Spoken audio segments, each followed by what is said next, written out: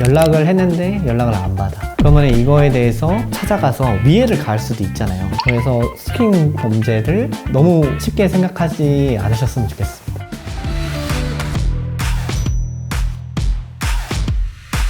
안녕하세요. 실드 치는 변호사들의 이면수 변호사입니다. 스토킹이라는 단어 듣기만 해도 무섭고 피하고 싶죠. 하지만 저희 실드 치는 변호사들을 찾아오시는 분들 중에는 정말 억울하게 스토킹범으로 몰려서 저희를 찾아오시는 분들이 많습니다. 제가 오늘 소개해드릴 사건은 그 헤어진 연인에게 수십 통의 메시지 보냈다가 경찰에 스토킹 혐의로 고소당하셔서 저를 이제 방문해 주셨던 의뢰인 이야기입니다. 의뢰인 분이 이제 한 남성과 연인 관계로 지내다가 헤어졌습니다. 그런데 헤어진 뒤 충격적인 사실을 알게 됐습니다. 상대방 남성이 유부남이었다는 사실을 알게 된 겁니다. 이거에 대해서 좀 화가 났고 남성에게 이제 진심 어린 사과와 합당한 보상을 요구하기 위해서 카카오톡 메시지랑 이제 전화를 수십 차례 하셨습니다. 근데 그 남성이 A씨를 스토킹 혐의로 경찰에 고소하신 사안이었거든요. 그래서 A씨는 이제 억울한 스토킹범이 되어 처벌받았을까요?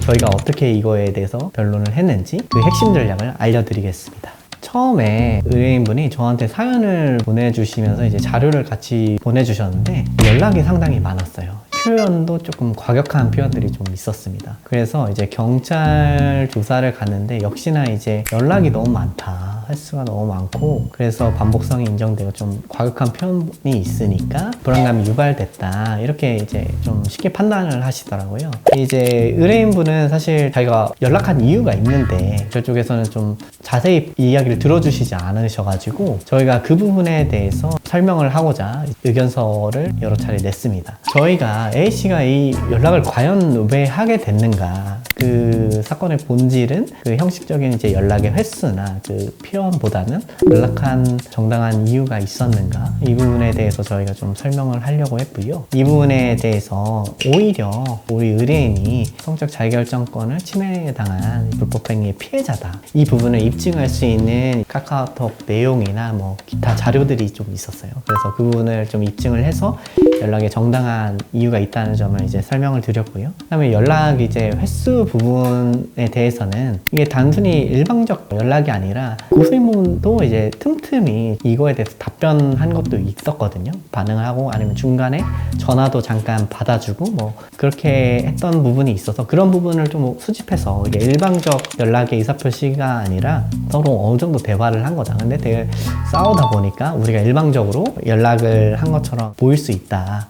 그런 부분에 대해서 이제 설명을 했습니다. 스토킹이 또 이렇게 처벌을 하는 이유가 있어요. 이게 스토킹이 사실 한 행동에 비해서 형사처벌까지 가는 이유가 이제 큰 범죄를 예방하기 위해서 그런 거거든요. 그러니까 연락을 했는데 연락을 안 받아. 그러면 이거에 대해서 찾아가서 위해를 가할 수도 있잖아요. 연락을 거절했으면 그리고 만나기 싫다고 하는 거잖아요. 그렇게 했는데도 계속 찾아오거나 연락을 한다거나 하면 상대방이 이거에 대해서 저 사람이 언제 찾아올까 불안할 수 있고 그게 큰 범죄로 번질 수 있기 때문에 범죄 예방적 차원에서 형사처벌을 하는 거거든요. 그래서 예전에는 스토킹 범죄도 합의를 하면 그대로 종결되는 범죄였는데 요새는 합의를 하더라도 처벌을 합니다. 그 처벌 정도도 점점 강해지고 있고요. 그래서 스토킹 범죄를 너무 쉽게 생각하지 않으셨으면 좋겠습니다. 그러면 이 의뢰인분은 이 억울한 마음을 표현했다는 이유로 범죄자가 되신 건가요?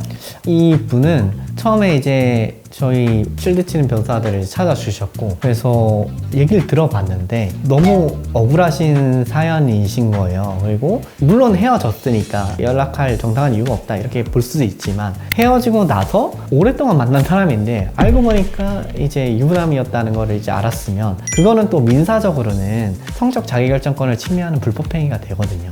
그래서 이거는 불법행위의 피해자가 오히려 형사처벌이 되는 가해자로 둔갑한 사례다. 그리고 피해자의 목소리를, 정당한 목소리를 스토킹이라는 범죄가 입막음 해버린 거 아닌가라는 생각을 했습니다. 그래서 이거는 저희가 좀 많이 도와드려야겠다 해서 자료들을 다 천천히 봤고요.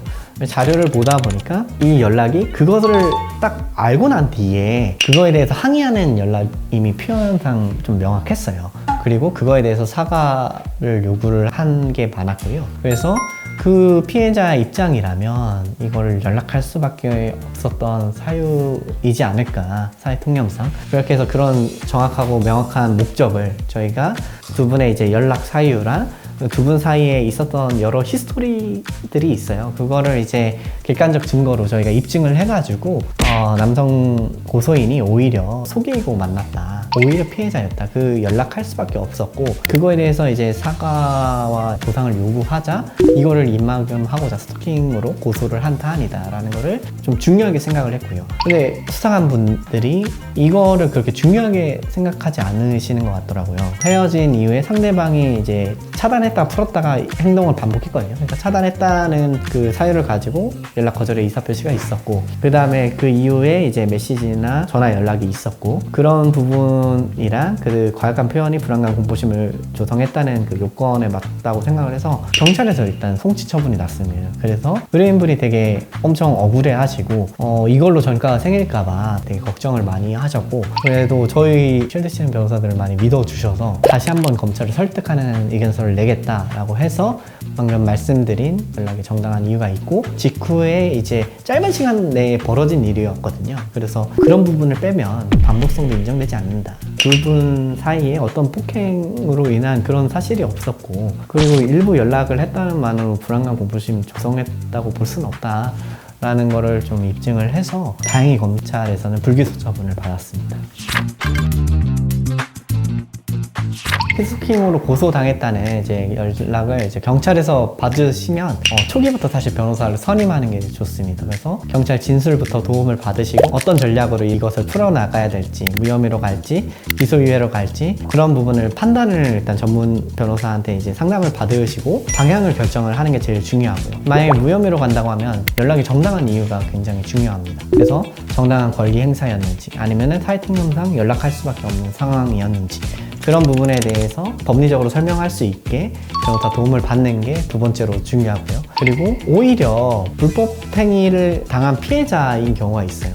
지금 같은 경우도 성적 자기결정권을 침해당한 피해자였는데, 그래서 그런 연락을 할 수밖에 없는 상황적 상황이 있었는지 그것을 일단 판단 받으시는 게 제일 중요할 것 같습니다.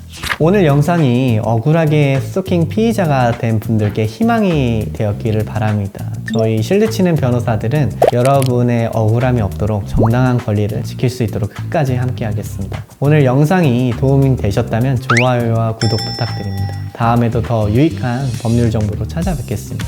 실드치는 변호사들의 이면수 변호사였습니다. 감사합니다.